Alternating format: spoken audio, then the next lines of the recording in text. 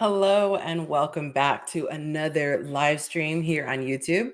Thank you so much for those of you who are here promptly. We are going to be talking tonight about divorce. It is a rather touchy subject, but I want to get some perspective. There are a lot of debates that go on, especially on social media. A lot of statistics are thrown around about, why women initiate divorce, etc. So much more than men. According to Forbes, it's 69%. We're going to be unpacking that and a lot more. And I have two women who are going to be sharing their story. Hopefully, the others are going to be able to join it. A few people who said they were going to join in the discussion. And there will be an opportunity later for those of you watching in the comments to jump on the show if you would like to share your thoughts.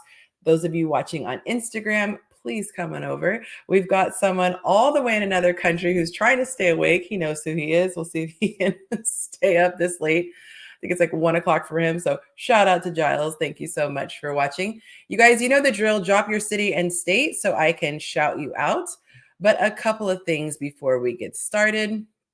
I'm still getting used to StreamYard, you guys. So thank you for bearing with me. If you guys are not following me yet on Instagram, you can do so at Chasing Yancey. We do a lot of fun stuff over there. I conduct polls, I take surveys, we show off new singles in the stories. Of course, you get updates on which shows are coming up. You have an opportunity to join me on the show through Instagram. There's just a whole bunch of stuff that happens over there. So make sure you check that out. Also, if you want to show support, you can become a patron. Patrons get all of the juicy poll results. They can see all the results of the surveys. I do surveys for men and surveys for women. And so you can see there all the results. We're actually going to be doing some new stuff this month, depending on how many people I have signed up. We're going to be doing weekly sessions with me on Thursday nights. So you can get one-on-one coaching. It's a group session every Thursday. So if you know my coaching rates, you know it's a pretty good deal for $20 a month. That's for my gold patrons only. And the other levels, you can see what's available on the different tiers, but we got a lot of fun stuff. If you guys haven't checked out my classes, they are finally up on my website. I need to actually add that to the next week's show, but we have all my classes listed. You can find it either by clicking the link in my bio or just going to chasingyancy.com/classes. All right, guys, let's get to these comments and see who is watching the show. All right. I guess I didn't click it hard enough. Oh, we got Mike Perez. He's one of the OGs. Nice to see you, Mike. Shantae is in the house. Hey, girl. We have Brittany Fleming in Baltimore. Thank you for tuning in. And of course, Tay is in Newport News, Virginia. Jay Miller is watching from Houston, Texas, and the Follow Up Funnel podcast. Oh, it looks like it's doing a waving emoji. I guess StreamYard can't interpret it, but I'm assuming it's waving. Jewel is tapping in from Atlanta, Georgia. So welcome. Thank you, guys. And you know the drill. Go ahead and tap that like button if you want to show support. And you guys are going to have to, I don't know if it's, I don't think I can see the likes here on StreamYard. And I usually have it on my phone, but I've got my phone on Instagram telling people to come over here. So hopefully you guys can keep me abreast of what is happening as far as the likes, because y'all know we can't have more people watching than likes, okay? So whoever's going to snitch, go ahead. Jessica is watching from Orlando, Florida. I saw your last name. I thought, oh, you're watching Israel. She's watching from Orlando, Florida. And Lynette, she's so sweet. She's always showing so much love. She is an OG from Little Rock. So, all right, guys, we are going to dive right on in. It's funny, I didn't plan this, but we have two Lynnettes that are going to be joining me today, getting this conversation started. So let's go ahead and chat with them. And it looks like one has stepped away for a second. So we'll bring her on when she comes back on. But hello, Lynette number one. Not to put you as Lynette number one, but that was just too funny. How are you? I'm doing well. How are you? Oh, all is well. Thank God. All is well. Good. And we got Lynette number two. How you doing, girl? Good. Hi, Yancy. Hi, Lynette Good number to one. see you. Hi. I love it. We got a couple more. We got Kat. Oh, hey, Kat, tuning in from Houston. All right, guys. So it's probably it for the shout outs that I'm going to do so that we don't annoy the people watching the replay, but feel free to drop your city and state so that we can see where you are watching from.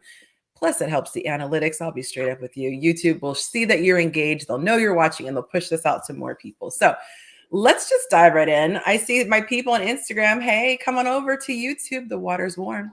All right. So who wants to go first? We're going to talk about divorce, dun, dun, dun, and the decision that women make to end their marriage. So you can, I would say, maybe like 2 or 3 minutes. I really have to say Lynette number one. Lynette with an I. Can you give us a brief idea of what made you choose? Because I know it's not a small thing. As someone who did it, it's not a small thing to file for divorce. So what pushed you over the edge, so to speak, and made you say this is the right choice? Well, hello, everyone. Thank you so much for having me. Yes, divorce is a topic that can be very emotional for everybody involved, especially if you have children. It becomes a hard decision to make. In my case, I do want to emphasize that before I threw in that word, I had done my homework in making sure that I covered all my bases on the things that I could do to save my marriage. Okay. In my case, when by the time I knew something was wrong, I couldn't figure out how to address the situation. And I know that everybody says, oh, you should be able to talk to your husband about everything. But, sometimes you feel like that everything can also put you in a spot, and it can put you on pins and needles, or it can be held against you. So when I decided to finally ask the question, hey, and I don't know how much we're talking about, hey, I feel like in our marriage there is a disconnect emotionally, and with that disconnect emotionally was also the physical. And when I got my answer, I felt like somebody had thrown, those guns that have automatic nails, So I felt like somebody had stabbed me with like a million nails when I got my answer. And my answer went something like, you are beautiful and I love you, but I'm not attracted to you. And This I was after how felt many like years? and that was like 7 years and one child later. Mm. Um, and so I felt like the worst feeling somebody can feel. Because again, as a female, then you start thinking, oh my God, am I ugly? Am I fat? Am I this? Am I that? But all sorts of stuff, come into play. And so Yes. then I thought, okay, I need to take a step back and then ask the question again. And so when I asked the question again, I said, what do you mean? Like, so if that was the case, why did you get married and have, a family? He's like, well, I never wanted to get married and have a family. So that was hit number 2 that came straight at me like a bomb. And so then I thought, oh my God, I need help. I need to get a psychologist Right. involved. I need to get somebody to help me break it down to me. And then once we got that help, I gave it a 1-year trial of, hey, we're gonna figure this out. Why would you cross the line? Why would you do that if that really wasn't what you wanted? And ultimately it came down to, that's what his family expected him to, and society expected him to. And so I said, it's time for us to separate and go our separate ways. Wow. That first of all, I'm so sorry. I can't, as a woman, I cannot imagine Yeah, hearing either of those two things being right. stated. Yeah. I'm wondering in the comments, you guys, in the comments, if your partner was not attracted to you, whether it was from jump or at some point, would you want to know? So yes, I'd want to know. No, I wouldn't want to know. For the men who are watching, well, actually, men and women can both answer. Yeah. But if you're a guy, you can say, would you tell? I don't. I think that might be one truth I'd want him to take to the grave. I don't know that my ego could handle it. Tay says yes, she would want to know. Tay says she can relate. I was turning into someone that she didn't recognize. I knew when I could no longer be nice. I had to get out. Looking at some of these comments. Okay. Let's see. Yeah. Okay. So just going through these comments. So, wow, they're saying yes, yes, yes. See, my thing is, I don't know that I would want to know if I was going to stay. Like, if there was nothing I could do about it, because I'm already in the marriage. I look how I look. It'd be different if it was like, oh, you put on weight, and at least that's something I can tackle, but just don't like your face or whatever the case may be. It's like, how do you, okay, this is me. That is tough. So, oh goodness. Okay. Well, I'm going to go to goodness, Lynette, number 2. We have a lot of questions, so I'm going to make sure I toggle back and forth. Of course. Okay.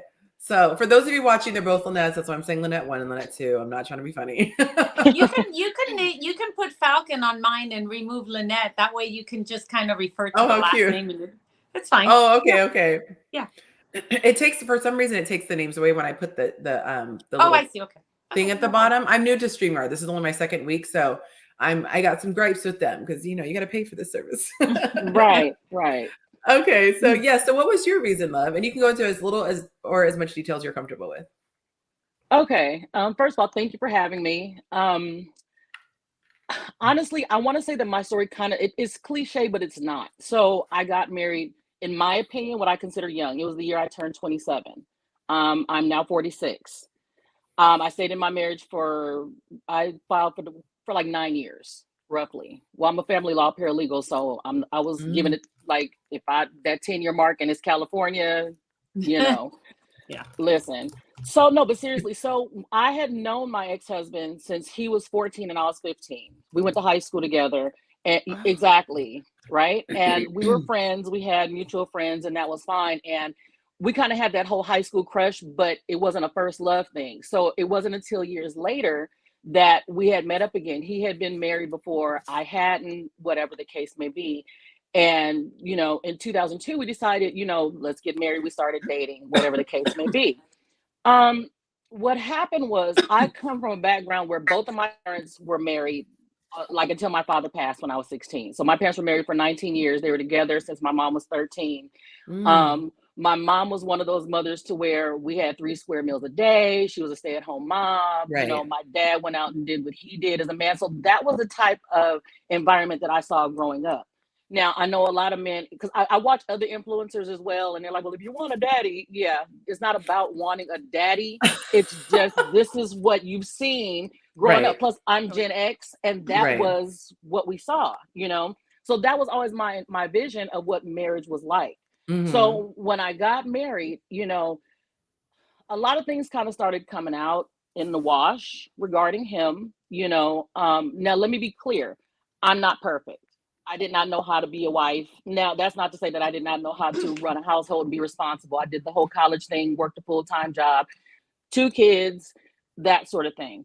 Yeah. But at the same time, things that he did during the marriage were not something that we could have just went to therapy for. Like, that seems to be everyone's solution. And I'm not against therapy. I've had a therapist. I'm totally for it. But therapy does not fix everything. You know what I mean? When you're in your 30s, especially your mid to late 30s, you pretty much are who you're going to be. And then depending on what kind of background that person comes from or you come from, that shapes how you live your life as an adult. And you carry that on. If you don't have someone to teach you properly how to be a husband, not even a husband, a man, a grown man, how to respect women, how to treat women, that's when things start coming into play. So slowly but surely, because again, I was on that whole naivete thing, because again, the background that I come from, I was pretty sheltered, and it's pretty much, I was black and white. If I'm nice to you, you should be nice to me. If I'm a good wife, good girlfriend to you, vice versa. There really was no room for a gray area, So after a while, it became a thing where he was pathologically lying about things. There were things where he was stealing from me and the kids and the house. It was, criminal records. Like it was things. And let me be clear, I'm gonna pull a page out of Yancey's book. He's not here to defend himself, and it is not his side is not my story to tell. I can only give you my perspective on it. Okay.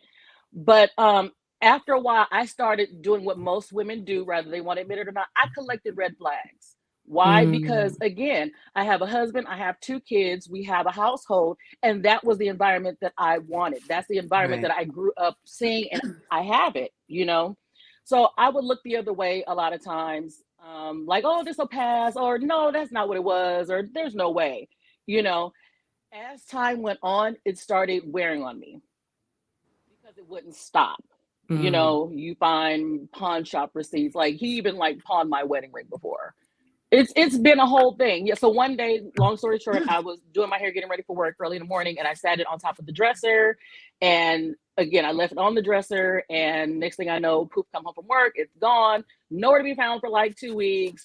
And lo and behold, he says he finds it in my 2-year-old daughter, who's two then, her jeans pocket. Okay, so the kids got blamed for a lot of things, and I'm like, there's like, it was too much. It was entirely too Wow. much. He was not supportive. Now as far as being a father, he was a good father, and for the men out there who like to sometimes say little things. Again, I've heard certain things in other influence situations. Hmm. I did not put him on child support. Okay. And it wasn't that deep. Like, yeah, we had a rocky divorce, but at a certain point after I had started collecting those red flags, I was done. I mentally checked out. What happens when a woman mentally checks out? She then physically checks out. So this Right. was not a case of, oh my God, I'm just not in love anymore, or oh my goodness, Hmm. it wasn't one of those situations. It was literally one of those to where I literally, the day I remember, I sat in the middle of my bed and I cried. And I said, this cannot be my life. This cannot be what I worked so hard for, you Mm-hmm. know? And at that point on, like we were going back and forth and arguing all the time, because what happens when someone's guilty, they're on the defense automatically. And this happened for a long time. My Right. kids were young at the time. And one day he left, and he said that he left because he didn't feel loved anymore. Plus, we had other issues. Okay. We had other issues. And for the record, let me say this just in case him or someone sees this later. I did cheat on him, but Mm. during the last year of my marriage, and he knew. He may not have liked it, and that's fine, but that's not why I filed for divorce. Yeah. I had gone through a good 8, 9.5 years before I said, you know what, I'm done. And I sat him in our kitchen and I said, I don't care that we are in the same house.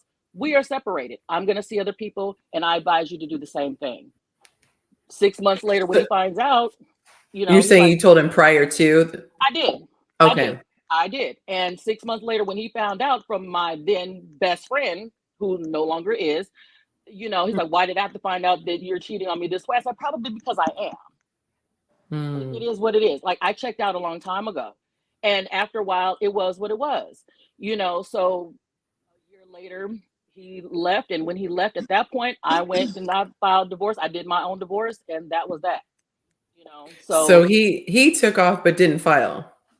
yeah, he just took off and left. But see, he also, again, I was his second wife, so it was the same thing with his first marriage. Mm. And a lot of people, especially and it's weird in California, maybe because of the laws or just in laziness or whatever, people out here, I noticed, because again, I'm in family law, Hmm.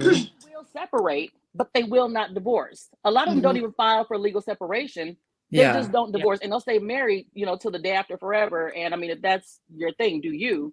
But it's a lot of that. But I'm not that person. I need to be Right. free. She said, "Let me be free." First of all, like I said, thank you for sharing. I know this is a very, very private thing. I offered if you guys want to be off camera, but you guys were, bold and came on. So I appreciate that. And of course, we're never here to bash. We want to use these stories as an opportunity for people to learn. So I'm going to be asking as many questions as I can that should be constructive. My question would be this, because we always want to live and we want to learn. Lord knows I do. I created a whole brand from it. So, looking back, would you say there were red flags that you could see now that you didn't see prior to marrying the guy? That's for either of you. Oh, do you want me to go first? Oh, yes. I'm sorry. Either way. At this point, you guys, we can be informal. So, whoever feels like Um, speaking. I can say yes or no. Yes and no. I can say yes because um the intimacy and the emotional wasn't like I'm not going to say 100%, but maybe not what I expected. And so then I second guessed myself. I said, okay, well, maybe you want too much, or I don't know. So that's why I say yes and no, because maybe I should have thought, well, he doesn't really like to be like super intimate emotionally and or Mm, physically, and that should have been a red flag. And I guess because we think of it as, well, every other person that I was dating was like always all over you, and then this Right. one is not. You know what I mean? That's why I'm Mhm. saying yes and no, but I didn't know that was, that could have been a big problem. I just Like to thought, the well, maybe degree that it was an issue. yes, Yeah. I would have never thought that. So that's why I say yes and no. Okay. And that's fair. And it's so interesting. I always say I didn't pay these people to say this.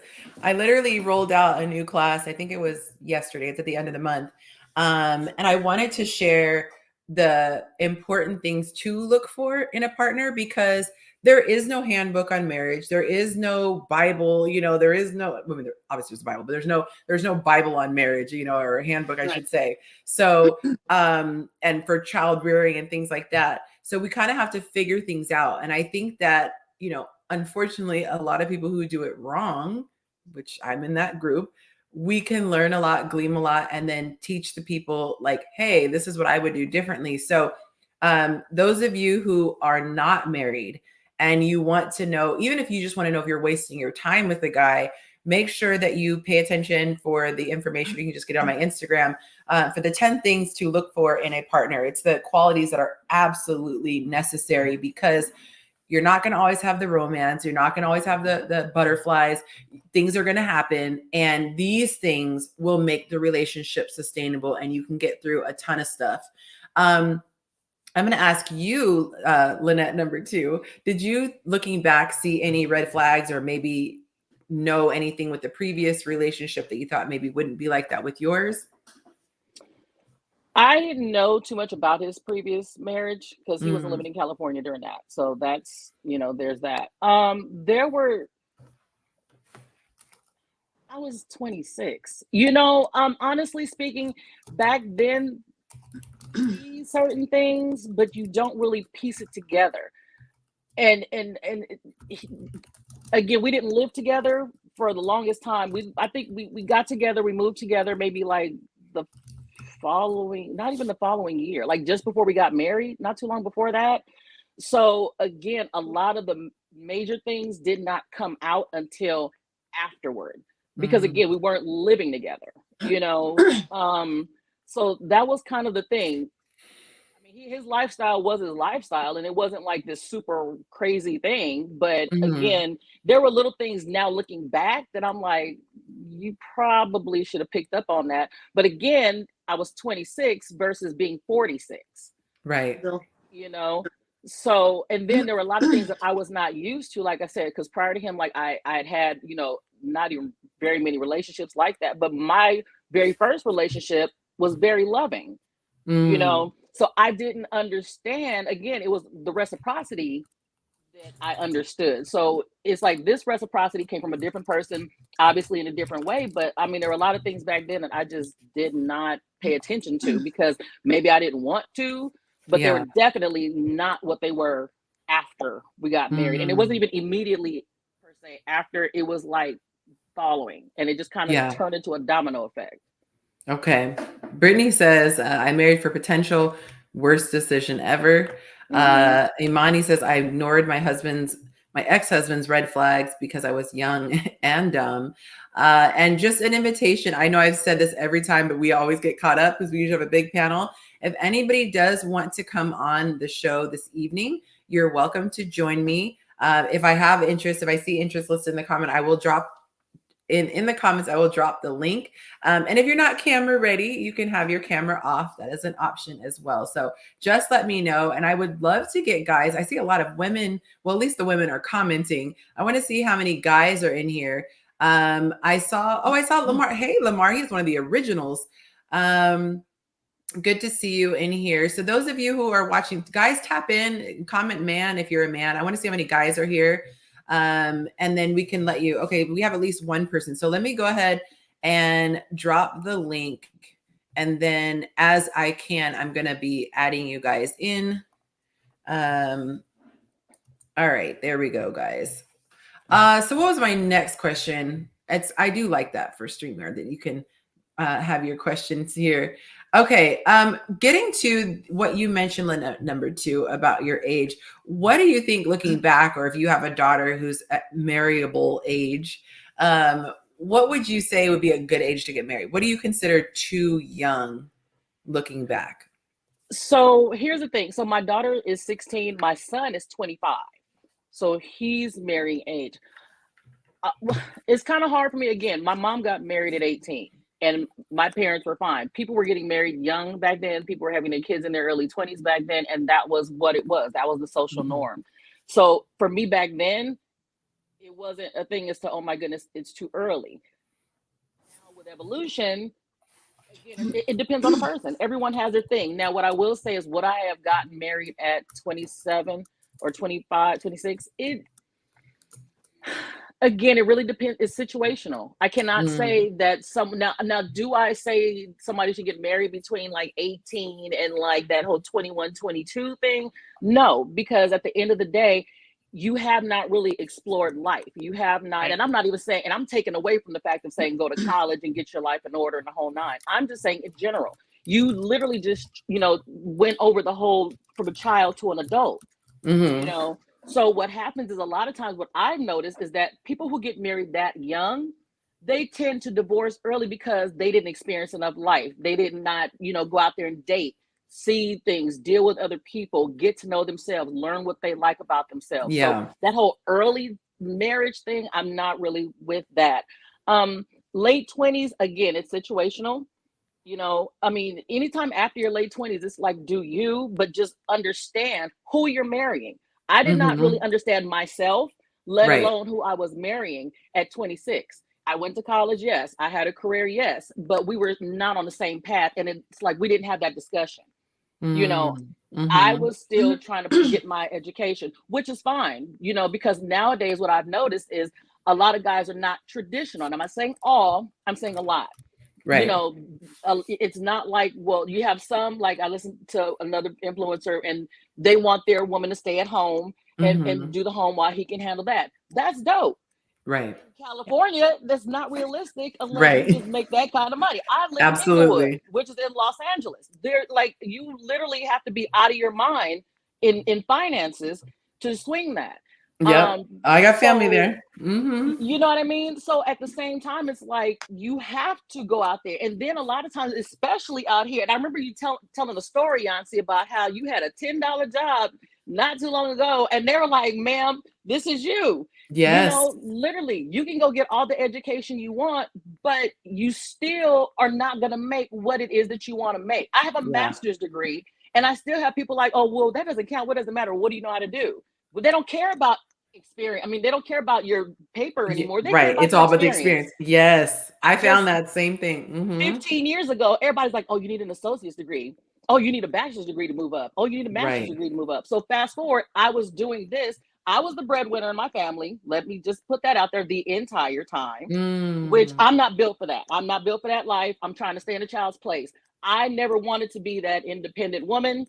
I don't like when people call me a strong woman or a strong black woman, for the simple Right. fact that means that they feel that, like, it infers that I don't need help, that I Right. don't have Right. feelings, that I always have it, and that's not true. Yeah. When you don't have that support system and you're the only one carrying the weight, you have It's to do what you have to overwhelming. do. It Yeah. Yeah. is. It Yeah. is. I want to do a quick hello to Kevin. Good to see you. Oh, it's always a pleasure. How are you? It's been a while. Hello. So I have to tell the funny. Well, I don't know if it's haha funny, but the story. We, he is one of the panel members from an episode that has not seen the light of day. It was a long-awaited project where I was able to do one of these conversations in public.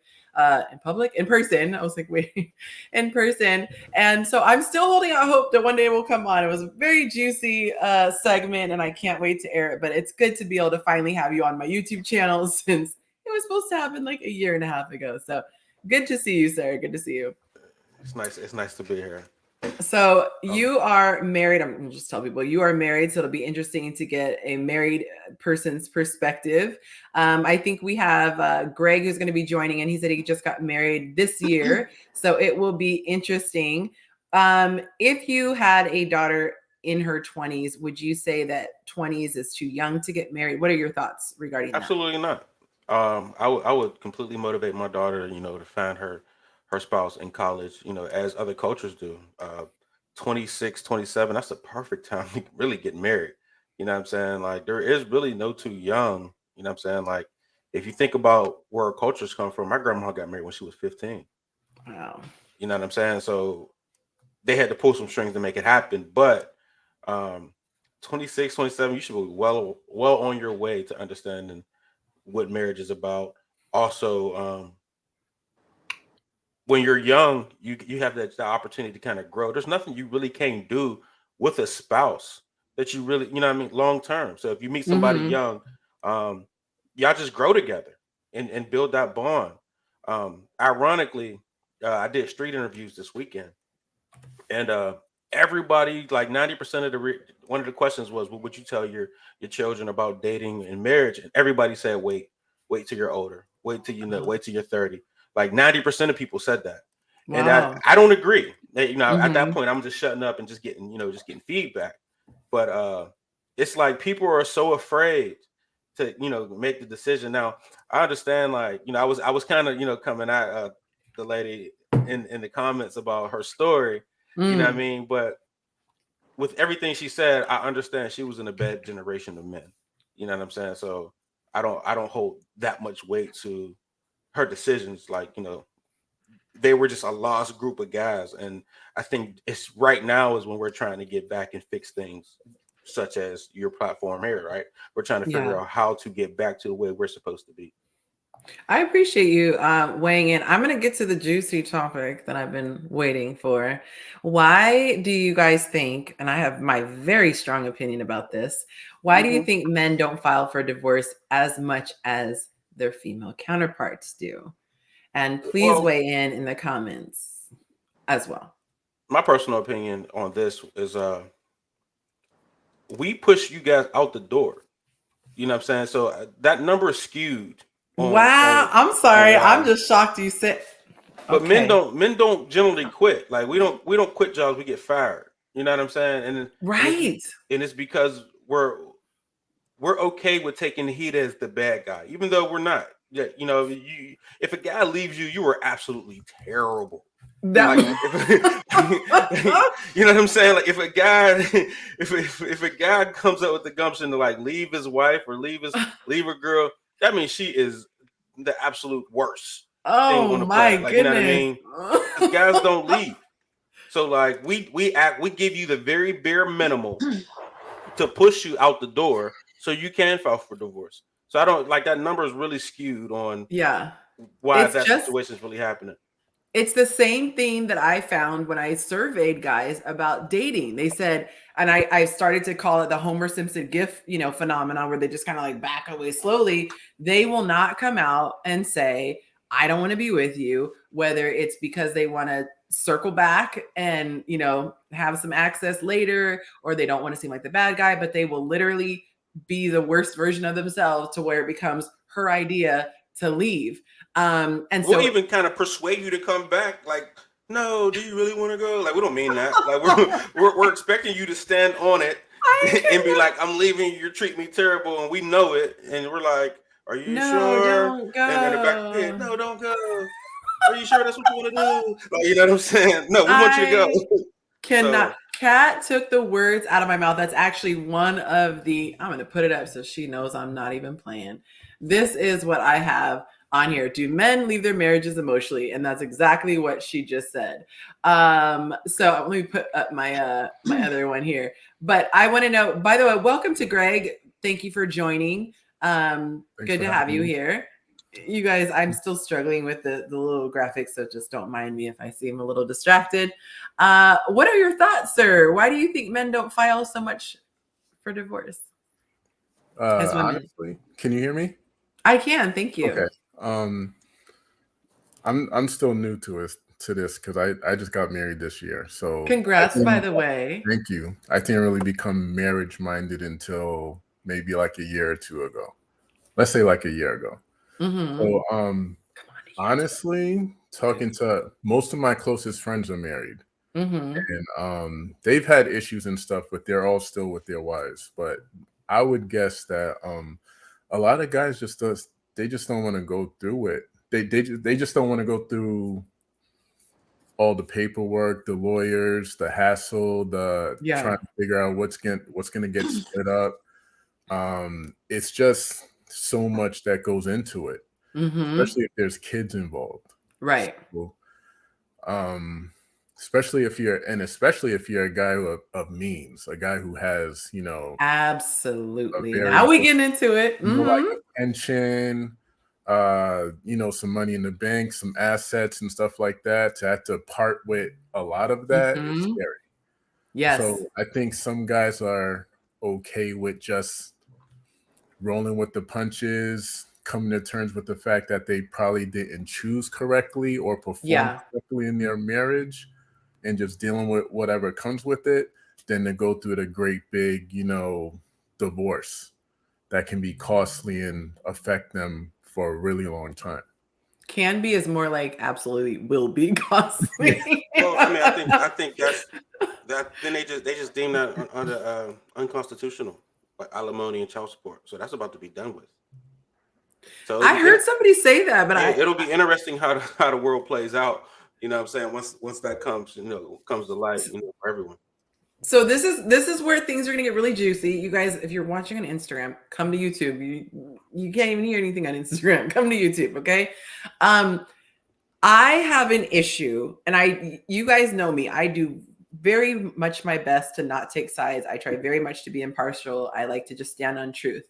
The thing that just drives me nuts is when, and it's men that do this, throw the stat around as the divorce stat as though it's a depiction of women being less loyal. And the part that frustrates me is that I feel that there are so many factors that come into play.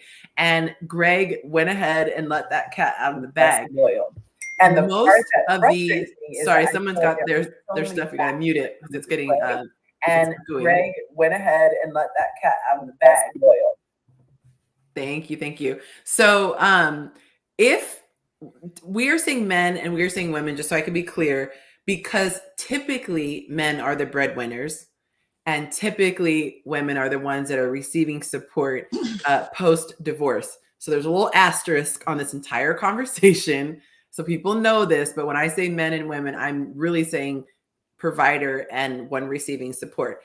I believe that if it wasn't so financially detrimental to men, I think that number would drastically change. I think it would be way more even. And this is my personal theory, just from the people that I've talked to, is that men are very good at compartmentalizing. And if they are not happy in the relationship, they typically can, and I don't necessarily mean cheating. Yes, a lot of people do that, but they can literally just detach emotionally. They can pour themselves into work. They can just go headfirst into a hobby. They can do so many things and function as roommates versus the woman. We are so emotional. And so if our man detaches from us, it is catastrophic. And we would rather be physically away from that person than to just have a title.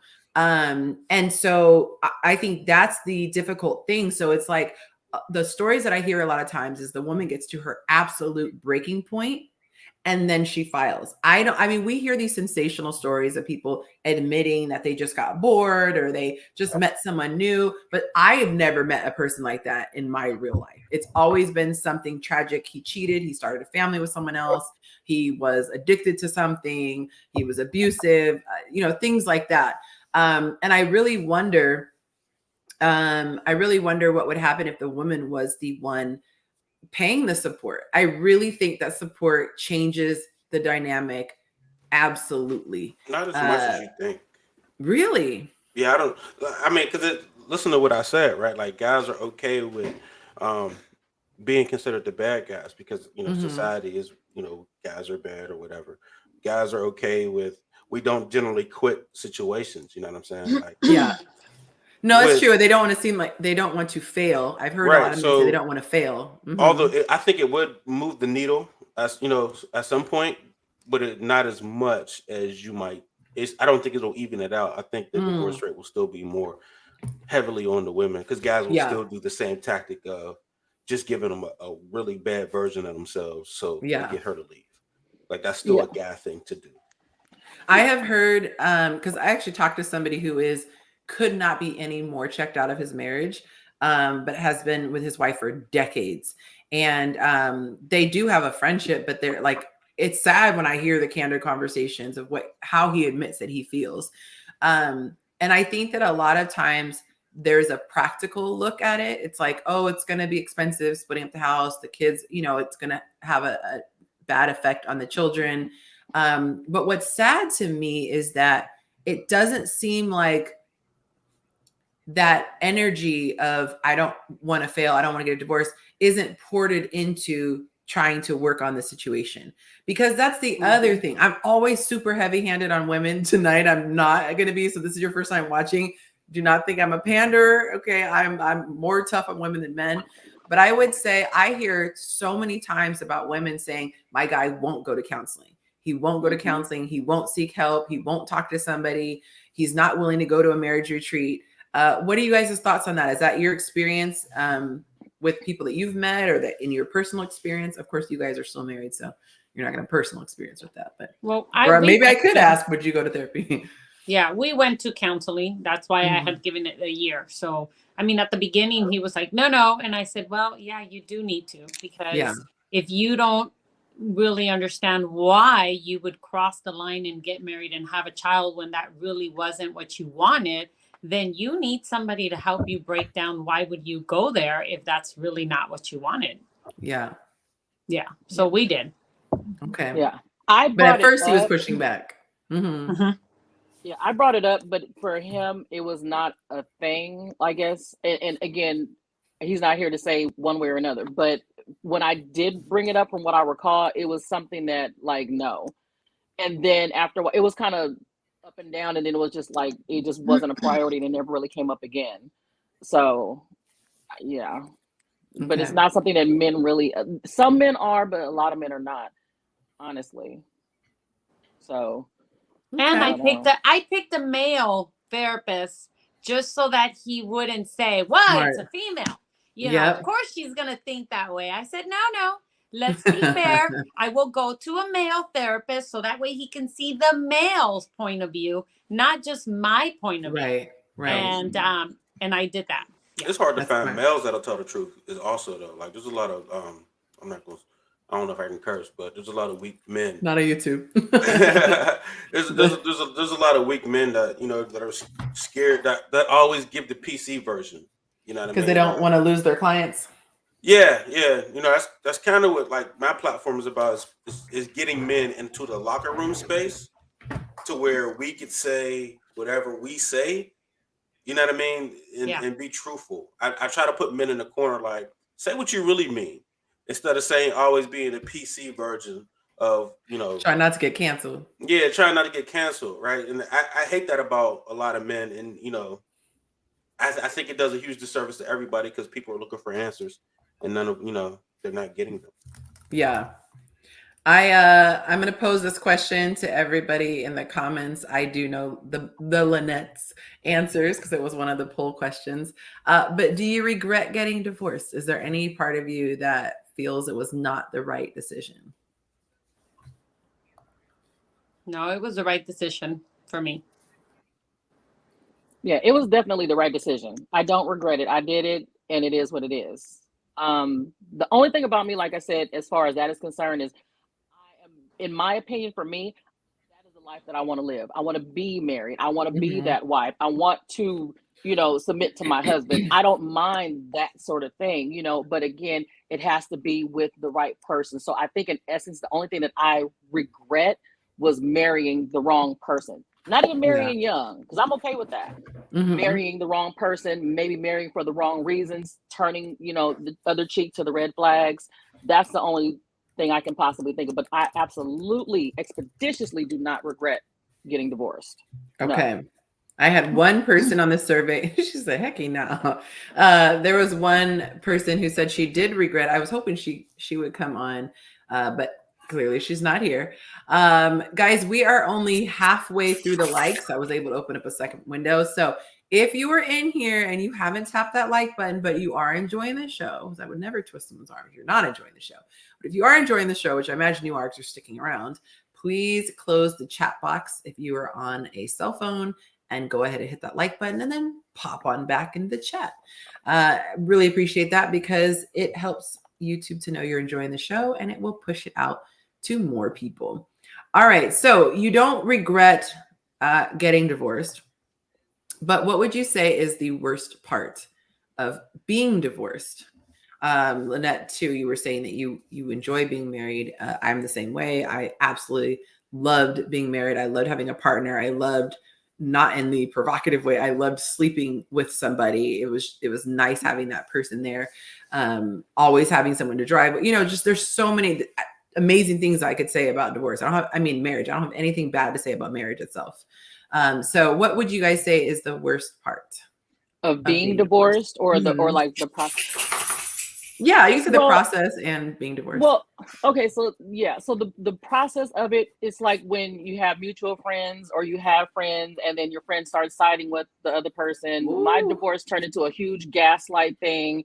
And then I had friends that were like originally my friends, and somehow they knew what the situation was, even with him and how he was. Because again, high school, you know, but they sided with him, like tried to turn my kids against me, tried to turn my family against me, was all on social media with it. And I somehow ended at this point. Oh, she lost connection. We got you back. Okay. Yeah, it was ridiculous. It was ridiculous. You know, now following divorce, here's the problem with that. I was divorced probably when I was about 37-ish, 38-ish, somewhere up in there.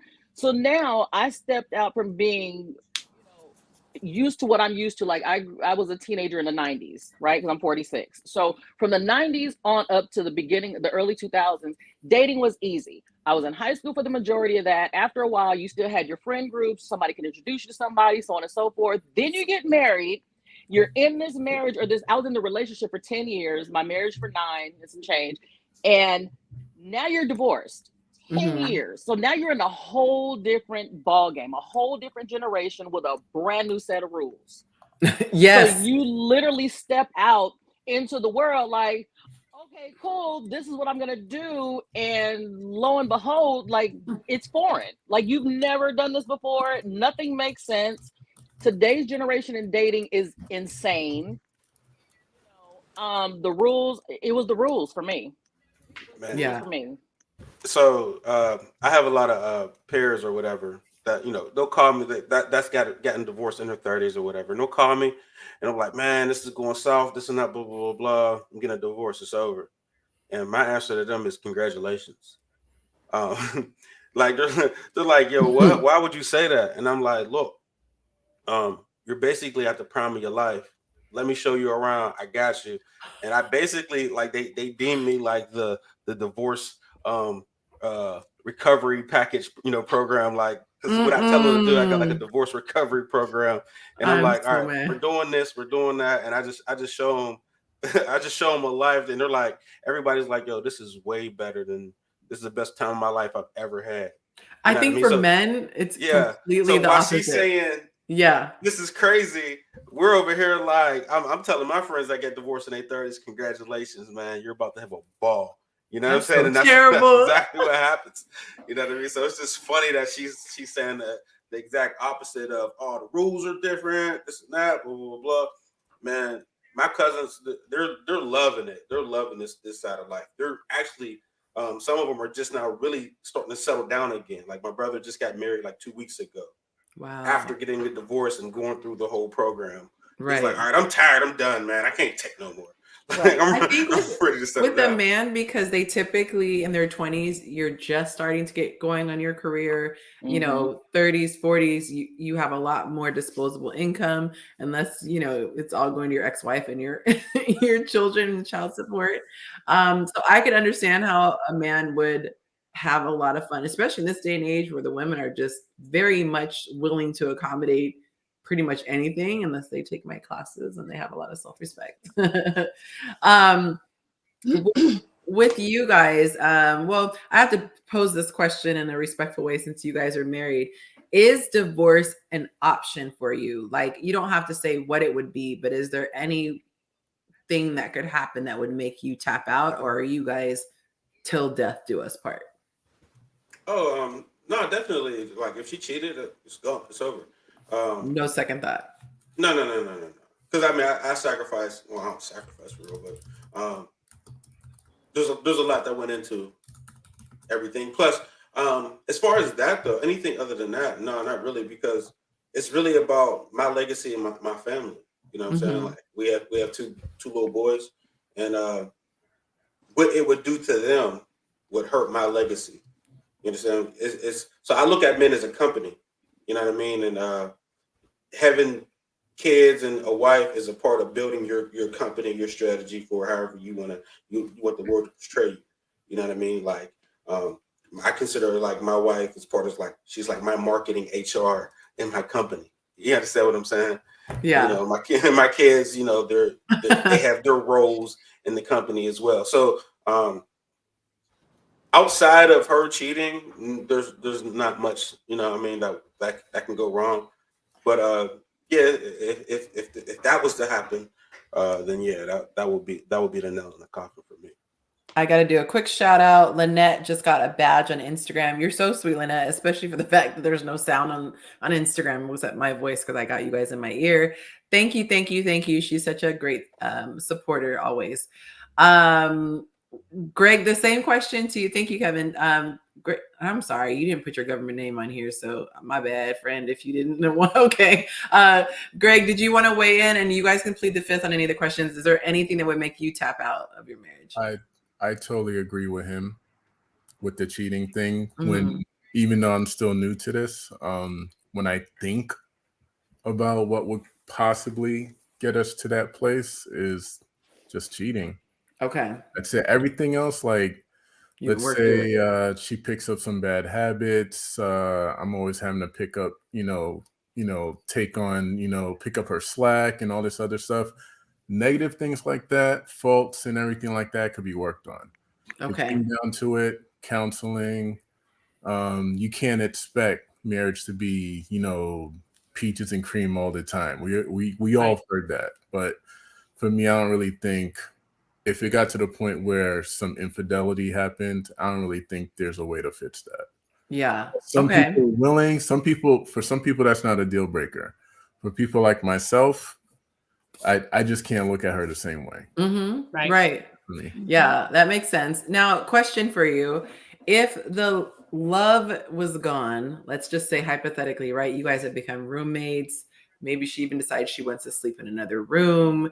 You Mhm. guys are just interacting for the sake of the kids. God forbid, would never wish that on anyone. Would you be able to push through that, do you think, as a man? We were talking about women breaking with something like that. Do you think that would start to take a toll on you? How do you think you would navigate that? I asked you Well, like 15 questions back to back. Sorry. like I said, I look at men being a company, right? So if an employee is not, producing to the level or whatever, or the communications off, you lead the company. You're the Oh, CEO. You understand what I'm saying? So it's always your fault. It's the man's fault if communication's wrong. One thing that men don't understand that teaching comes a part of being a husband. You know what I'm saying? Like you have to teach, lead, guide. You know what I mean? That's a part of it. It's a part of the job. And I understand that, oh, you're like this person's grown, and they should have this certain amount of accountability, but no, you're the leader of the ship. So teaching your wife how to be and how to communicate and opening up, that's on you to make sure that, who you drafted is producing what they need to produce. I love I I love the absolutely love it. Yes, go analogy ahead. there. You said you love to what? I love the way he put the whole Oh, spin on the analysis, the way he analyzed the whole situation. Okay, it's all good. Everybody has a different way of explaining, right? And I think that in for a lot of women that may be listening, they're probably thinking, "Oh yeah, no, I don't want anybody teaching me," because we have a lot of women that are I don't know, feminist, if you want to say, or they believe that they can do everything the same. I'm not in that category. I always say, a man has his part in the marriage, and so does a woman. And so, and I think we both learn from each other. And that's what makes a really good marriage. If you have one person not willing to learn to communicate, like he said, or what have you. Sometimes we come from different backgrounds. You know, I come from a very religious background. So it's very normal for me to sit down and just have a conversation and say, hey, you know, what's wrong, you know, just tell me, whatever, right? And some people didn't come from that background. Some people come from a background of they never even got a chance to say their emotions or what have you, and that just complicates things when you get married. So I think if you sit down, you know, especially for the gentlemen that are new to the marriage, you know, always take the time to just break it down. And if you feel like there is a time where it's too frustrated for everybody involved, take a walk and come back, but don't leave it undone, because that just, it complicates things for the long run. Yeah. No, I agree. Before we move on to my next question, did anyone want to say anything? I was going to say the bad thing about, in my case, divorce. In my case, the bad thing is that, you know, I never expected to be divorced. So in my mind, you know, I loved my marriage. I loved being married. And yes, I had the opportunity of being a stay-home mom, but a very busy stay-home mom. I was helping in business. I was, you know, I was raising my son. I was keeping, you know, everything in my house running smoothly and what have you. And so I was blessed enough to have that. And so now, you know, you're in this situation again, and, you know, you're in your 50s now, and now you're trying to evolve again as a woman, as a single woman, as, you know, buying your house again on your own, and all this stuff that you're just like, I don't really want to do this by myself. I really didn't. I really don't. Right. But sometimes you just don't have a choice, because you're not going to just settle now just because you don't want to be by yourself. You know what I mean? You don't want to do that. Exactly. I don't want to do that. Then you're in the same boat again, which is the perfect segue to the next question. Any advice for unmarried women? I have that one. Okay. Advice for unmarried. Here's the thing: the way, and and this is also me talking to myself again. Okay, the way that a man moves before you get married, before you get engaged, before you live together, the way that he moves is how he's going to move when he gets married to you. Yeah. There's this cliche line. I know people use this with like jobs. It's like, well, you know, how you perform now is how you're going to perform later. You'll perform different later. You'll get it right later. It gets worse. So how he is who he's going to be. Now, I know that's the best of him. Yeah, literally. That's all he has. Now, for whatever reason that is, hey, it is what it is. But how he moves before marriage is how he's going to move after marriage. And you have to decide, do you want to deal with that? You know, don't just get married just for the sake of saying, oh, I love him, and so on and so forth. I don't know how many people in the chats live in California, because I know, Yanti, with a lot of your things, everybody lives on the East Coast or in other places. Like California, getting divorced in California is no joke. Again, I work in family law. So that's literally, nowadays, men are going after women for spousal support, and they mean it. And I've seen people in their 40s, people in their 60s talking about, she hasn't sent me my spousal support check yet. So they will absolutely come after your coins. So make sure, just like the men want to cover themselves and assets, women should too. But again, make sure you go into it the right way and that you're sure about it first. It's very easy to get into and real expensively hard to get out of. Yeah. My advice would be, my advice would, you know, and I agree with you, Lynette. I totally agree. My advice is, if you're single and you're looking to get married, don't go into a marriage thinking you're going to change somebody. Please don't go in there thinking, oh, I'm going to change. I might, you know, he's got so much potential. No, you know, I see the diamond in the rough. No, my dear, please don't do that, because that's not your job. Your job is not to polish him. Your job is to polish you, and then you will find that polished diamond. It's you, the one that you need to work on. Once you do that, then you start, your view on the person you want to marry changes, because now your expectation is different. Another thing that I always say, and I didn't do it. So ladies, I'm not telling you something I didn't do. So don't go and go, no, I didn't do it. I got married in my late 30s, so I was a little older. But one thing that I always knew that I wouldn't do is I would not have a semi bad relationship and then have a baby. Like really, Mm-hmm. like you were already having a bad relationship and now you're going to bring a baby into Gonna a double bad down. relationship. Yes. Please don't do that. You know who's affected by the divorce? It's your kids. Yes. When they have to spend 2 Christmases and 2 Thanksgivings and 2 birthdays because now there's the new wife that doesn't want you there and you know, they're the ones that are affected. So ladies, Yes. please don't do that. You know, have your baby when you get married and you know that you're heading in that direction. But if you're already having trouble, you know, miscommunications or not understanding and please don't have a baby. Please. I know you maybe are dreaming to have a baby and be a mom. Great. But please wait on that because I love that. it's not easy. That's not an easy task. I love My that. And I advice just to the lovely ladies that are wanting to get married. I love this because this is like, for me, it's the platform that I wish I had when I was younger. It's things I wish I could hear candid conversations. Like, yeah, we can watch reality shows and all the drama, whatever. These are real life stories, real life consequences, real life advice. And it's so true. A lot of women, you know, we have these stars in our eyes, and I just want to get married and I just want to have a baby, and they're just so old, baby fever. And I'm seeing these cute pictures.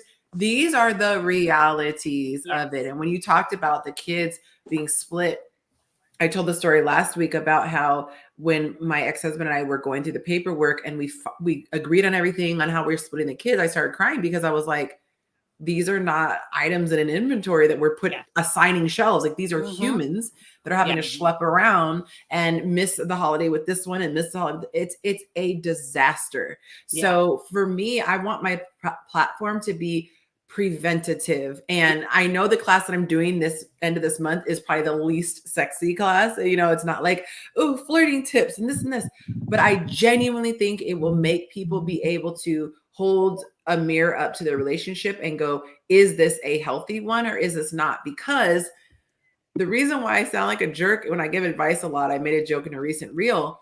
Most of the time when people ask me for advice, I start out by saying, are you guys married? If they say they're not married, 99% of the time I'm like, leave him, leave her. Because you're having these problems already. At the beginning. You're not even married and you're already stressed out about this, and this.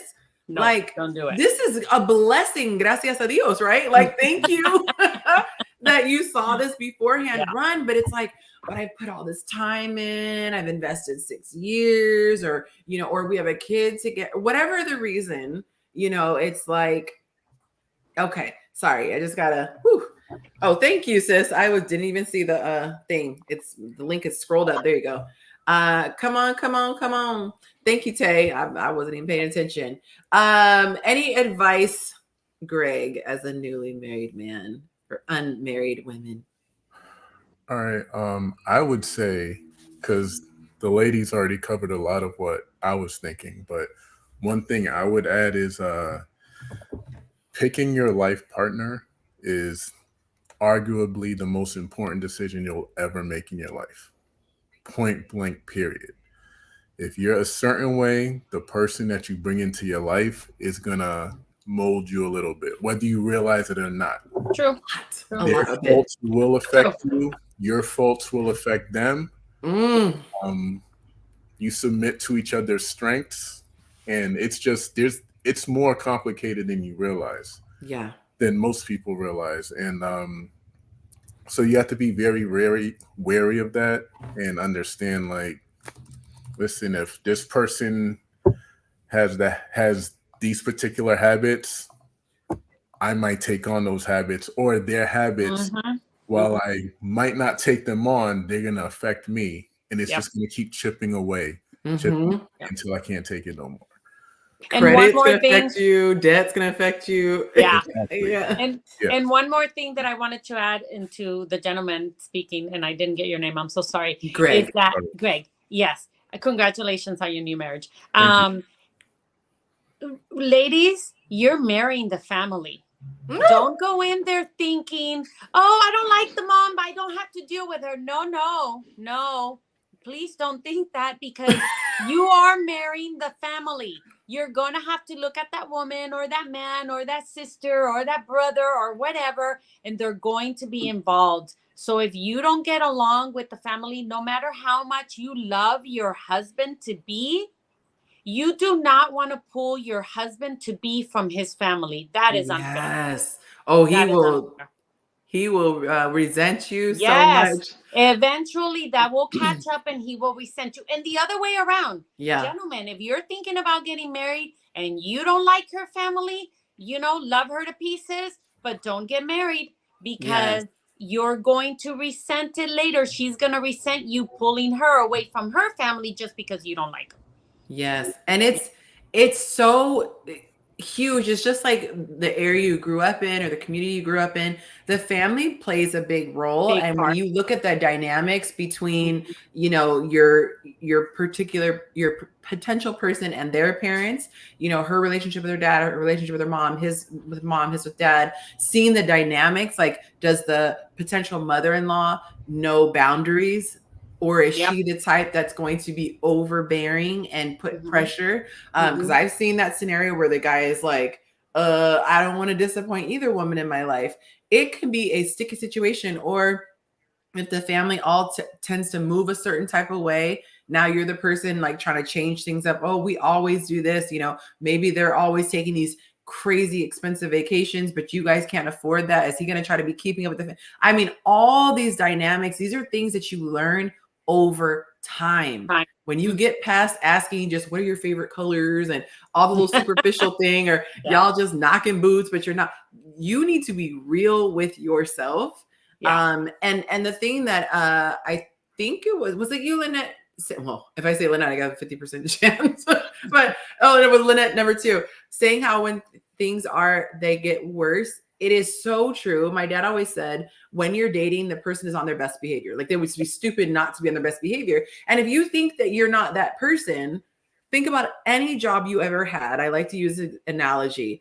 First day of work, what did you do? You friggin' picked out your outfit the day before. You might have even ironed it the night before. You ate a healthy meal. You gave yourself a 15-minute cushion in case of traffic. You did all these things to make your little pencil sharp. I'm just kidding. But you were like on point. On top of it. And you had every intention and you were so grateful for the job. Girl, fast forward 7 months, 8 months, whatever. You're like, I'll get there when I get there. It's not that big. You know what I mean? You're spending 20 minutes at the coffee stand before you even get on your computer. It's just human nature. When you become comfortable, you tend to be complacent. And I don't think it's necessarily that the person's a bad person, but if you go in there knowing this is the best they are going to get, it's kind of like with the guys. They want to see you with a naked face because they're like, all right, I know at the baseline, this is what I'm waking up to. She can get cute, but if she doesn't do anything else, this is what I'm dealing with. So I hope you guys are picking up what we're putting down because this stuff will save you. And it's hard for people to feel sorry for someone if they went in knowing something and then just played, not played dumb, but they just went in blindly. So welcome to the stage, Willie. Good to have you, sir. Good to have you back. I kept posting a link, you guys. So I was like, that's the YouTube link. My bad. I had sent it to someone else and I forgot I had it. So my apologies if you guys have been trying to click that. So B Garnett says, that's why my parents got divorced. Yikes. That's terrible. Or always being in a position to have to choose between your spouse and your family. The other thing is, oh my God, if those parents have a toxic mindset, if they're the ones, like, if they go to, because, you think, oh, I can go to my parents for advice. And every time it's like, oh, leave her, or, or you deserve better, or whatever. Because there are some parents, no matter who the spouse is, their child deserves better, right? Yes. Or do you have a parent who's like, pray about it, son, or talk to her. Have you talked to her about it? Or, you are wrong. Is she going to be the type to call him out? And you see this stuff. If it's one thing if they live in another country, that would be extreme, but you should have considerable time with the family to see what those dynamics are. Are they talking trash about you, jokes or not, in group settings, things like that? All this stuff, you need to be I call it the discovery phase. You over here with your little notebook, noted, got it, okay. Because it's not going to get cute. The gloves are going to come off more and more and more. Yeah. Oh, Mike dropped a big one. He said the relationship with the stepkids is just as important, if not more. Absolutely. Yeah. Because those kids are not yours. You will never have the same level of a role in their life. And so you have to be able to know that you can sit back, take on all the responsibilities of the parent, but you're never going to have the same level of authority as the bio parent. And so thank you, Mike. That was a good one. By the way, miss having you on the show. If you want to come on, jump on. I feel like someone going to say something before I moved on to the next topic? All right. Speaking now, I forever hold your peace. All right. My next question. How are we doing on time? We're actually doing good on time. Would you file a prenup? I'd have to actually think about my answer on this one. What are you guys? I have an answer. Okay. I think that it's fair. And my Lynette number 2 is in the line of California, and so am I. And I think it's fair that if the husband to be has a lot of money, assets, and what have you, and you're coming into the marriage, it is only fair that he protects that asset. And from the moment you get married and on, then you create your own. That's I think it's personally fair, because if you ask me now, well, now I have my own assets and things that I don't want to have to give it to the half of my husband and the half to his kids and the half to this because we got married. I think it's fair that if you're both in agreement that prenup is good for both sides, it's great. Now, if you're both young and you're both starting and what have you, then that's different, obviously. But I am on both sides. If you are comfortable getting a prenup, if you have to make sure you find somebody that is comfortable, to signing a prenup on both ends, because it is fair if the person already has wealth that they protect it. I'm in the living trust field, so I see the unfairness. Then when the 2 other people got married, now all the kids from all different sides, or the new one gets more than the one that was in the first marriage. I find that really unfair. Wow. Yeah. I really do. I mean, because at the end of the day, it comes down to that. But as long as you understand that, ladies, if it's only fair that from your point, when you get married, then you start creating your wealth with your new husband. That belongs to you. Half of it belongs to you. Whatever the case might be, you're entitled to it, but not prior to. That's right. That's So, fair.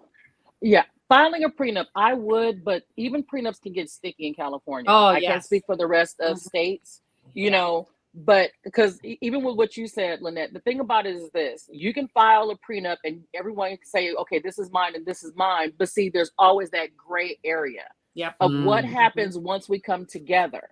You know what I'm saying? You have to stipulate that and make for sure, down to the word and the letter, that you are specifying what's what and what's not. Because if you go in and say, okay, this is mine and this is his, but then you create this big ball of business together that is not within the prenuptial agreement, you're fighting anyway.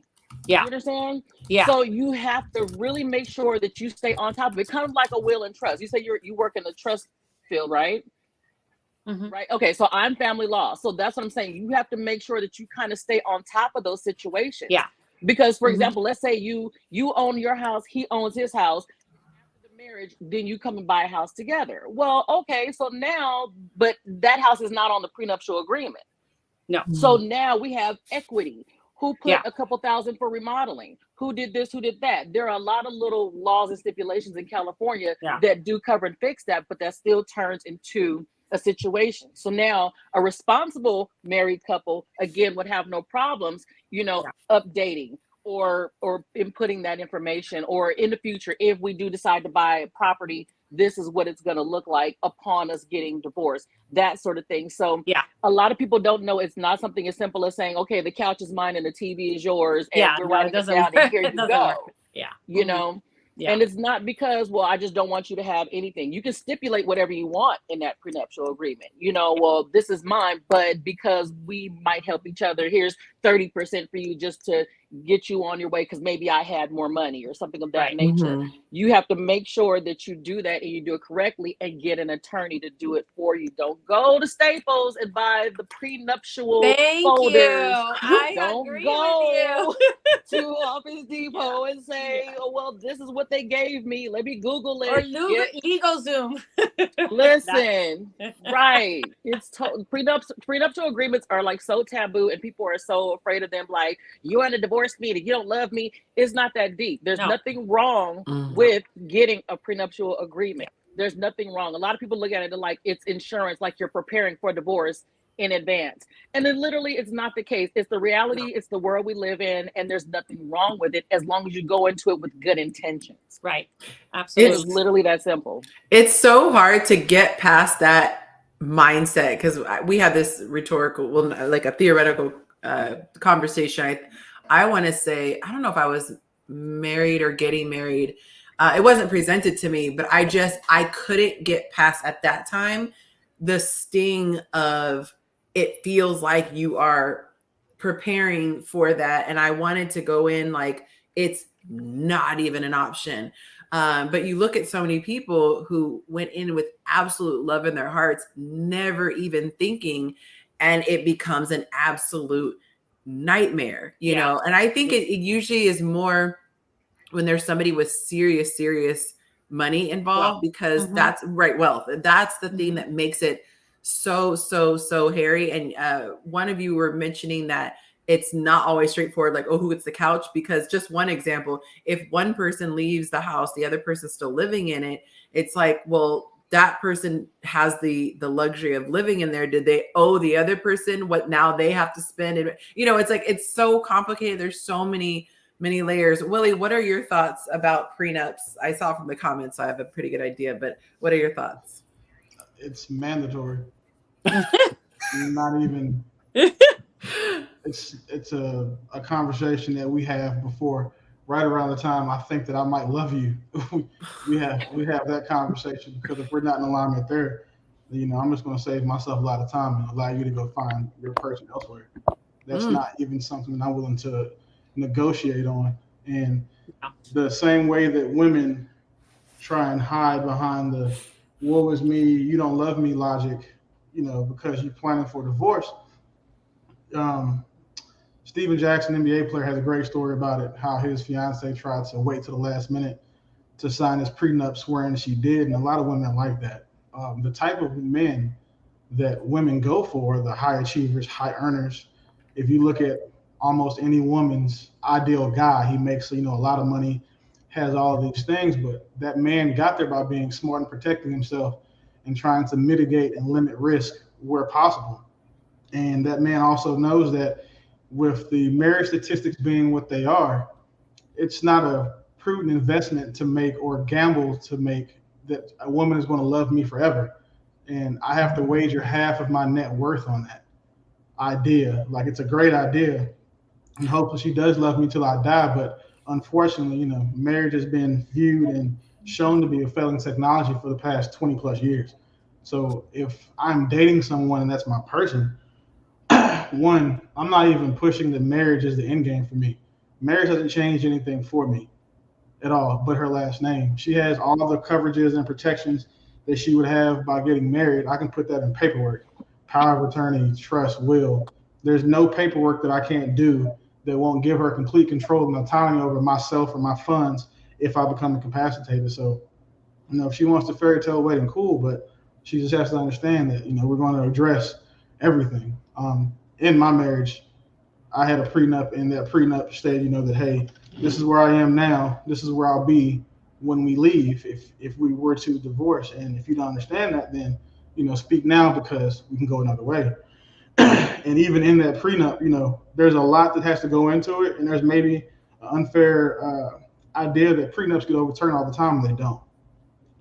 Well-written prenups are very hard to break. And most people who've had them understand that. But for mine personally, I just had to explain, like, hey, this is what I'm doing now. This is where I am. Look at 4 or 5 years from now, this is where I'll be. And I don't want you thinking that, okay, but cool, now, we hit 7 figures, now we're at 8 figures, that you think that this is your time for you to jump off the plane with your parachute thinking you're going to take half. You know, you'll be taken care of, and so will our children. But you know, at the end of the day, um, when everything was said and done, I didn't give up anything, and it's because of that. Mm. It's a non-negotiable for me. If a woman even bucks at the idea, if she meets me where I am now, and she bucks at the idea of having to sign a prenup, I already know that one, she's probably not just in it for me. Two, very financially illiterate, or three, just going off of what she's seen and not what she's actually learned and researched herself. And those are all three deal breakers for me anyway.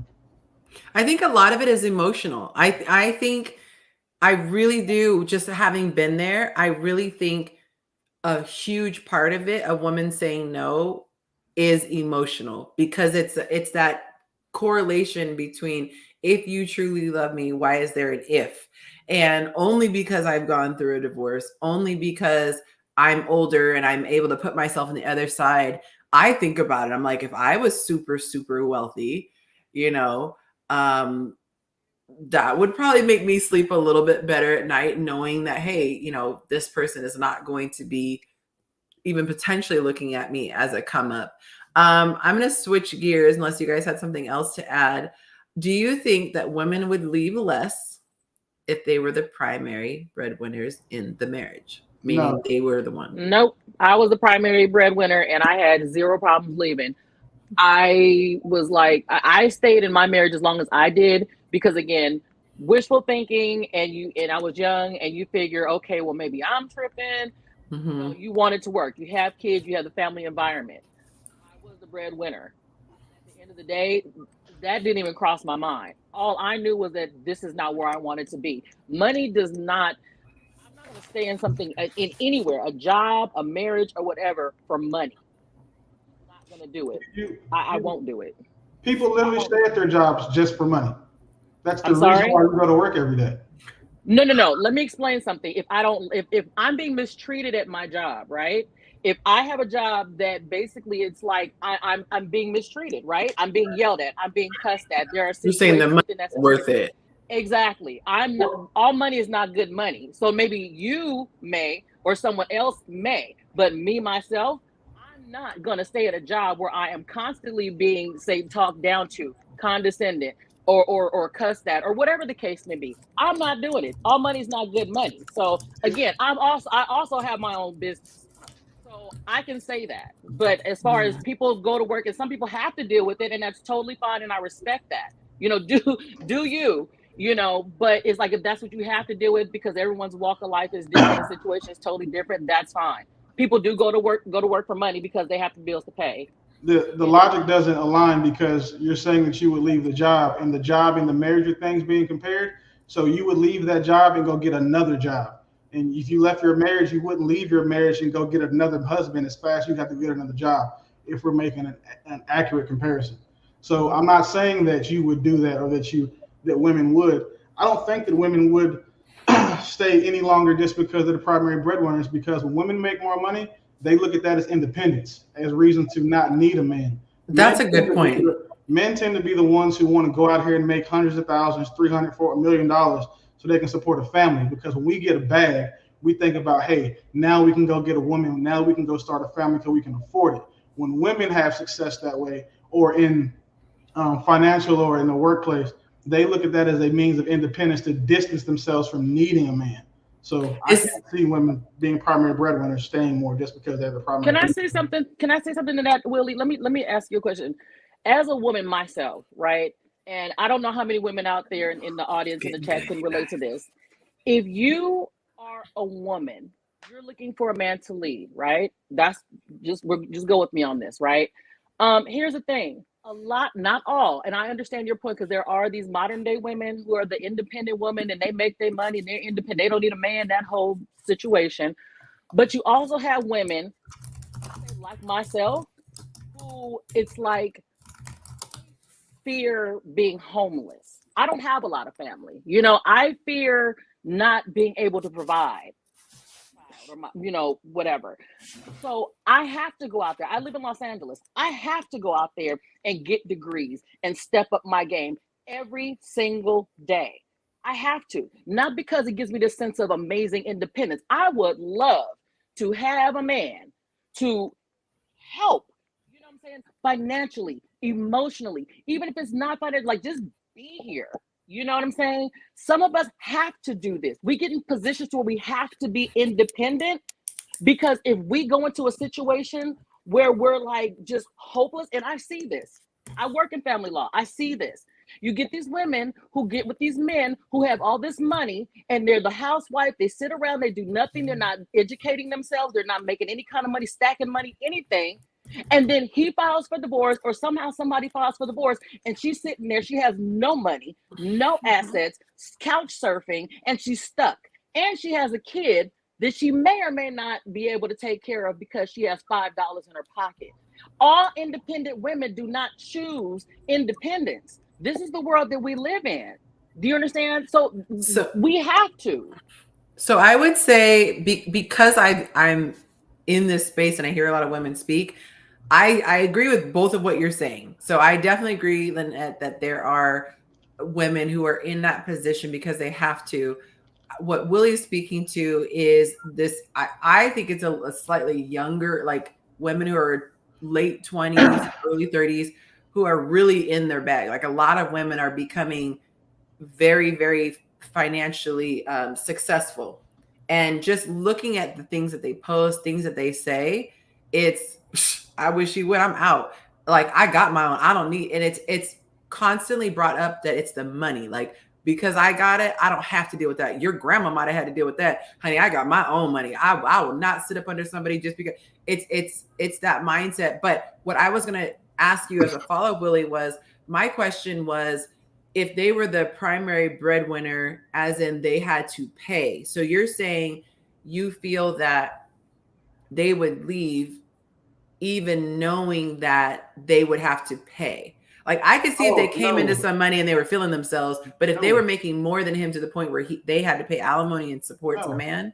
I think that they would stay because women tend to care significantly more about their money because they swear they have to work harder to earn it.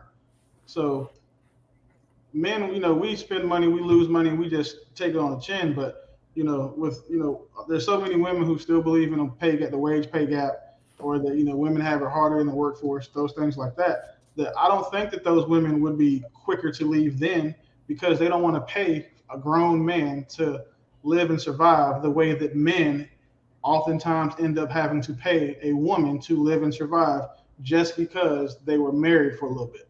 So no, I think that they would be doing the same thing that most men do. We just wouldn't be leaving.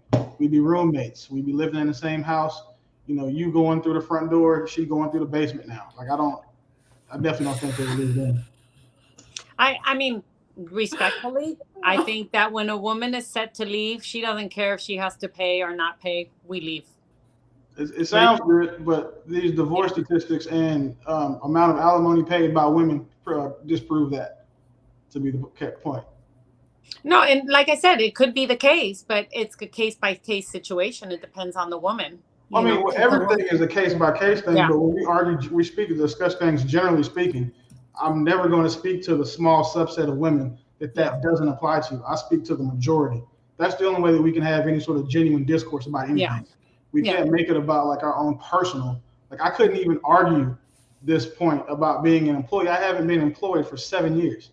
So I can't even speak from that. But when I was speaking to most people needing their job, like, a lot of people say that, hey, I hate my job, but they need it because they need income. So they don't have it because they want it. Like, that's why I say that, for me, I'd rather be wanted than needed. Because when you want me, you choose me every day. You need your job, but you just go because, you don't want to get fired and you have rent and bills, and you guys live in LA, unfortunately. I'm so sorry. 53% taxes. I'm sorry with you too. So, y'all have all those things going on. So I definitely. The weather's amazing though. Right.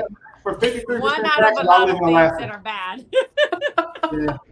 Send me to Alaska, Idaho, Montana, any of these non-state tax places. No, you make $1 million, you got to give up $530,000. I can't do it. Yeah, it's ridiculous. Yeah. You guys, this is a record. We are actually at the end of the show, half an hour early. Shocking. Usually we're scrambling, trying to stay within 2 hours. So you guys have an easy night tonight. I'm going to be wrapping, but I want to spend a little extra time talking about a couple of fun things that are coming up. This is, honest to God, a dream for me. This is something I've been doing for 8 years. It's just so much fun. I love interacting with people. I love the fact that I can connect with people across the world. Literally had a sale today from someone in oh my God, Austria, I think it was. And I was like, that's just so cool. Someone in Austria is, watching my content. It's such a cool thing knowing that romantic connections are being made through my platform. I mentioned last week we had 4 marriages that came out of it. We got people sliding in DMs. So I just want to let you guys know some of the things that are coming up, because I know you guys don't live on my page. There might be some things, notifications or stories that you might have missed. Gasp. But starting last week, I started my single show. Let me take this little banner off. I forgot. Starting next week or last week, I started a singles program, a singles segment on Thursday nights, and it is called Why Are You Single? We had a wonderful guinea pig. He came on there, and then I spelled his Instagram name wrong. So if y'all have been trying to reach Robert Faster, his name was Faster, not Run Fast. Okay, so I corrected in the caption, but he was great. You guys seem to enjoy it. And so I have a bunch of people who have volunteered to be in my show on Thursday. At the beginning, as it's gaining traction, I'm going to have people, set up at the beginning so that I'm not sitting there waiting for people to come on. But as it goes, we're just going to have people pop in live, and it's going to be an awesome time. It's a great way to expand your reach, open up doors to people that maybe you didn't have access to, or I know a lot of people who don't present well in photos. I'm not even being shady. Like, just some people, the camera doesn't love them. And are you volunteering yourself as one of those people? Hey, I look like I'm 5'2" on camera, and then people see me in real life and they're like, oh. How tall are you? I'm 6 foot. Like 72. You know what's so funny? Not like the tender 6 foot, like the 72 actual inches. Like if you take me, 6 foot. yeah. But you know what's funny though? I literally thought that, like, because we never met in person, so I literally thought that you were, I was gonna guess like 5'9", 5'10". So that is funny. I live in Westbrook, so it's okay. She thought I was short too. I am not touching any of that with a 10-foot pole. I'm so happy, but I'm not gonna go into detail, y'all. I love you guys. There was another guy I'm friends with on Instagram, and for whatever reason, I thought he was like 5'9". Just something about him. He looked like he was like 5'9", 5'10". This man is like 6'5". It was great. And it wasn't until I saw a picture of him sitting on a couch, a wide shot where his knees were like going up like this. I was like, oh, you really are tall. So that's on Thursday. You guys, please support me. Please support me by watching so that it can gain traction. It's a lot of fun. I have so many things that I want to do, but it's just at the beginning, it's hard getting the word out so people know what to expect. I am running a test in the month of November for my gold level patrons. I am offering weekly dating advice, access to me for an hour every Thursday, which, if you guys know what my coaching sessions are like, that is a steal to be able to have 4 sessions for $20. Okay. It's just a group environment. It's going to be a lot of fun. I'm even open to having, depending on the feedback, weekly Zoom parties where we discuss the latest dating shows. I don't know if you guys are like me. I love my Love is Blind, Married at First Sight, my Friends on the Dating Experiment on MTV. I'd be talking to the TV and giving all my opinions like someone's listening to me. So if you guys are into those shows, let me know. I want this platform to be fun and things that you guys can enjoy. Are you guys asking if Willie is single? No, they're asking if the 6'5" guy is single. Oh, snap. He actually is. He's single. And I would say he's I think he's Muslim. I know a lot of my people are a lot of people are Judeo-Christians. So if you guys don't have a faith conflict, look, I'll hook y'all up. He's a handsome guy, well-spoken. But yeah, so a lot of stuff that I have going. Another thing is, and let me put it in the comments right here, in the chat. I don't even know if I did it on my the video description. So those of you watching the replay, Sorry, you're going to have to go back and scroll up for now unless I forget. I finally got my classes listed, you guys. Tasha K, she interviewed. How many of you guys know I was on Tasha K? She slid in my DM. I'm like, what is I saw happening? it. Okay. She slid in my DM, and during the interview, she's like, well, people want to get more information about, your classes. What can they do? I said, I'll just slide in my DM because I like talking to people one-on-one. She looked at me. She said, what the? I was like, I know, but I said, okay, it's time. I'm at 25K. I hit 25K. And she said, that's how I found you. And so but that's nice because that's how I spoke to you. So, Aw. it always feels really good because there's always these people that are like, oh, yeah. And then you try to get a hold of them to give them a good topic or to give them a good idea or whatever. And you could never. So I'm like, well, what's the point? You're trying to get a hold of the person. And I know there's creepy people out there, but yeah, so they're in McDonald's too. And that doesn't stop you from going to McDonald's. So just move it along, I love that. Like, I think it's a sweet spot where I am right now because, once you get to a certain number, it can be hard to keep up. But for right now, I'm still, believe it or not, I greet every single person who follows me. I genuinely want to know, where are they in life? How can I be supportive and things like that? And I try to do things like this. You guys know, as you start to see the same names after a while, the ones that really rock with me. And so it does become a cool community. And I'm out and about sometimes. People are like, yeah, I see. And I'm like, who is that? Because I'm not used to looking at their logo, not their actual face. So I'm like, sorry, I don't know. But still say hi, even if I look scared. She said you can only see folks for the neck up. Absolutely. So I think that's it for the church announcements. Oh, so what I was saying is that I put my classes on I put them on there. So you guys can actually see them all. And if you have been looking at, I'm trying to think if I want to do something special for you. If there's anybody watching right now who was interested in getting my course and you're watching this, DM me today only. I'm going to put the date for those watching the replay. I'm sorry, it does not count for you guys. Tuesday, November 7th, if before midnight you guys hit me up, I will actually extend, hey Svel, I will actually extend my flash sale price I had last week. So I did 50% off. That's $150 off. So if anyone was procrastinating on doing that, getting that course, slide in my DM, mention the show tonight, just comment YouTube or whatever. I will actually honor that. I had a bunch of people ask the day after on Instagram, and I said no, so this will be special for YouTube. So I said speed dating. I wanted to, but it's too hard to do stuff that requires a lot of people to come. So I was asking things like speed dating. I really wanted to have, I tried to start up the group chats because in our Facebook group, which Saya is a part of, Willie, that's where I know him from, we would have fantastic times. That's how the people got married, because we would talk every Friday. Everyone knew to jump on at 5:00 and we'd all be video chatting. But I tried to kick it off with this public platform, and there'd be one person come in at 5 and then they leave, and the next person comes in. So each person thought no one was in there, and it was just a whole mess. So I'm trying, y'all. We'll just keep testing, throwing things against the wall, see what sticks. Shantae said the past season of Love is Blind was crazy.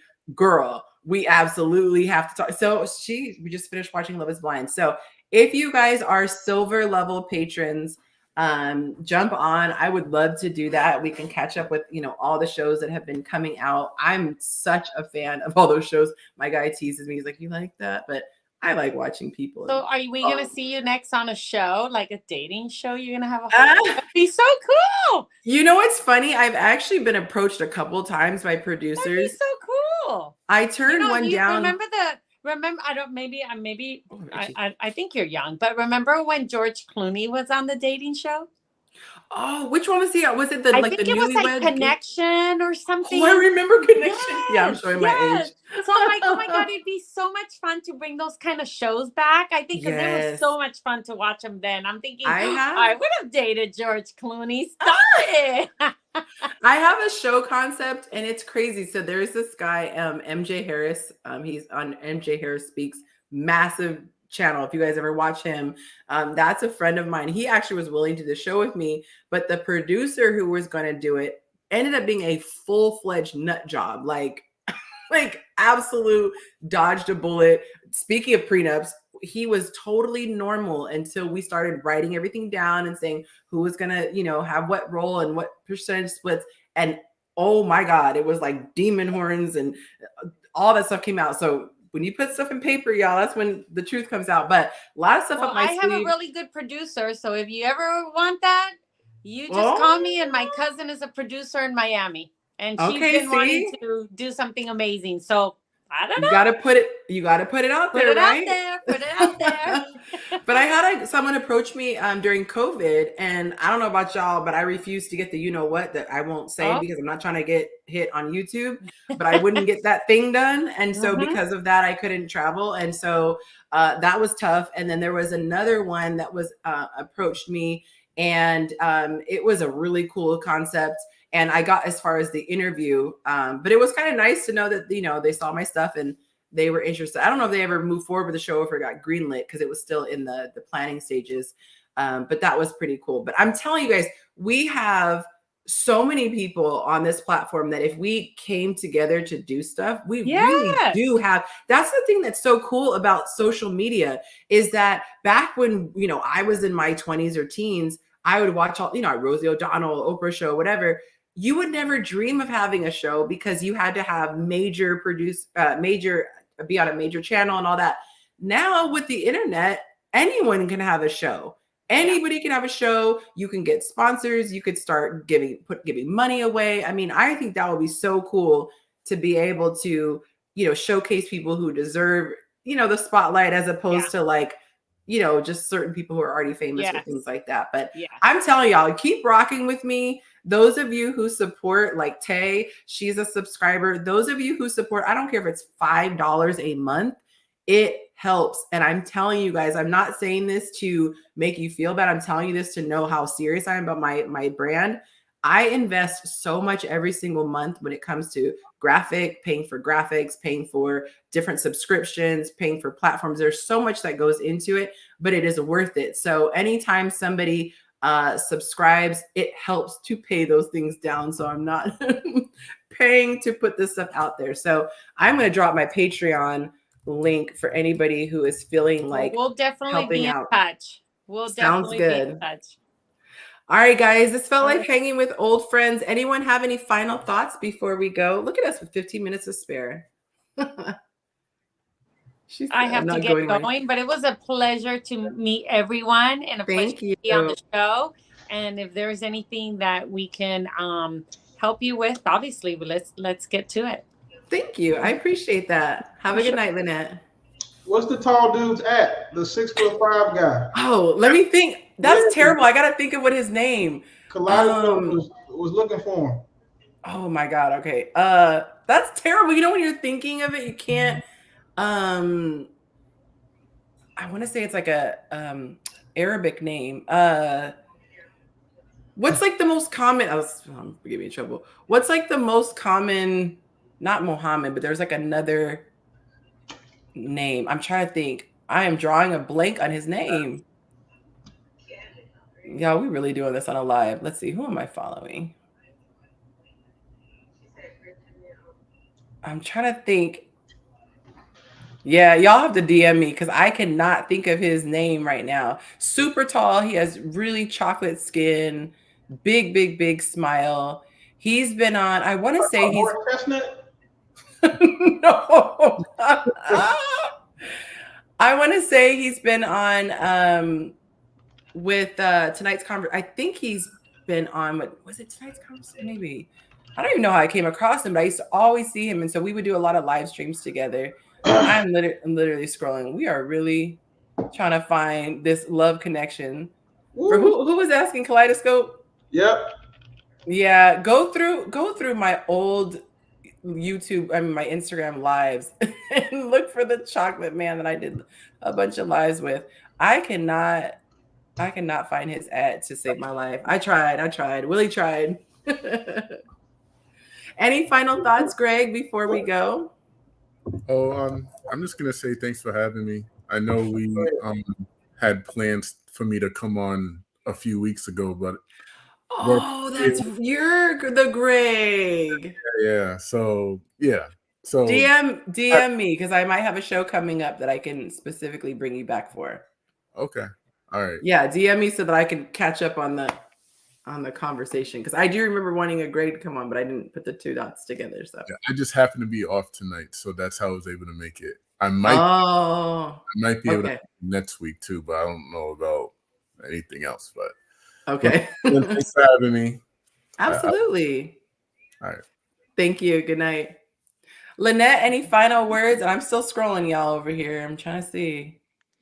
I just appreciate you letting me come on and actually having this platform, because the thing about it is this: depending on where you are in the United States or in the world, laws are different, rules are different, people are different, and it feels good to hear. Like I said, I think I told you this before, different aspects of what's going on in different states, and you're like, oh my God, is that the law there, or is this what people are really doing? It's just refreshing to hear different perspectives on the situation. Everything is not a one size fits all. Everything does not apply to everyone. You know, and it just helps to hear everyone else's, you know, opinion and thoughts on a situation. It's also helpful, again, to just basically say it out loud sometimes, you know? Yeah. So I can agree. appreciate that. I even appreciate you, Willie. She said, I even appreciate you. I love that. Oh, he's muted right now. All right. Thank you, darling. All right. We got one more. Willie, any closing thoughts? They're asking you questions see y'all being wild. So I wasn't gonna feed into it, but I'm gonna feed into it now. So are you single, Willie?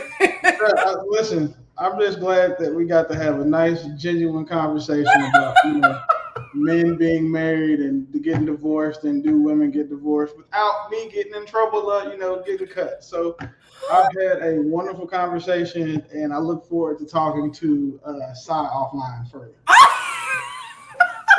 Man. Every time I start blushing, y'all are a mess, an absolute mess. I love it though. I love it. And thank you, Willie, for being one of my literal biggest supporters. Y'all, he has done a lot for my channel. I appreciate that. And all the emotional support for all the years in my private group. So hey, everybody go like, comment, subscribe, share, tag, clip, all of that. Do reaction videos to this stuff too. That helps to react the algorithm also. Please. Yeah. Show some love. All right, friend. I'm going to send you out and say my goodbyes. Good night, everybody. Drop some comments. If you didn't drop your city and state, drop it now. Flood the algorithm with comments so that they know to push it out to more people. Let's support positive content that brings people together and bridges the communication gap between men and women. Good night, y'all.